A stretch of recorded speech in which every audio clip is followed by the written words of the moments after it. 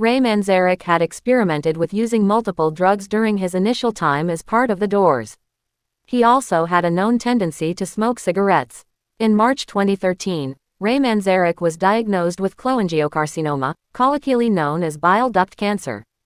Manzarek had reportedly been suffering from fatigue before his diagnosis. Before his death, Manzarek had reportedly reconciled with drummer for the Doors, John Densmore. After his death, Densmore stated that he was totally in sync with Manzarek, considering him his musical brother. In a desperate attempt to treat his cancer, Manzarek traveled to Rosenheim, Germany, to receive specialized treatment at Romed Hospital. At around 9:41 p.m. on May 20, 2013, Ray Manzarek lost his brief battle with his cancer, dying at Romed with his wife Dorothy and two brothers named Rick and Jim by his side. Manzarek was 74 years old when he passed.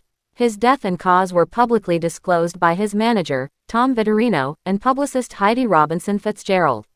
In addition to his wife and brothers, Manzarek was survived by his son Pablo, daughter-in-law Charmin, and 3 grandchildren.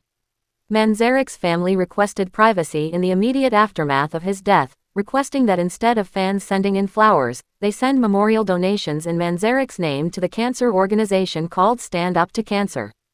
In a public statement made in reaction to Manzarek's death, guitarist for The Doors, Robbie Krieger stated, "I was deeply saddened to hear about the passing of my friend and bandmate Ray Manzarek today. I'm just glad to have been able to have played Doors songs with him for the last decade. Ray was a huge part of my life, and I will always miss him." Many figures in the music industry and beyond paid tribute to Manzarek after learning of his death. Celebrities including Alice Cooper, Joe Perry, Diane Warren, Chris Novak, Wes Craven, Mario Batali, Shannon Tweed-Simmons, Mark McGrath, Keith Olbermann, Michael Day Bars, Patton Oswalt, Al Yankovic, Elijah Wood, Billy Idol, and members of the American rock punk band X paid tribute on Twitter, Facebook, and other social media platforms. Manzarek had a private funeral held for him, excluding details of the event from the public.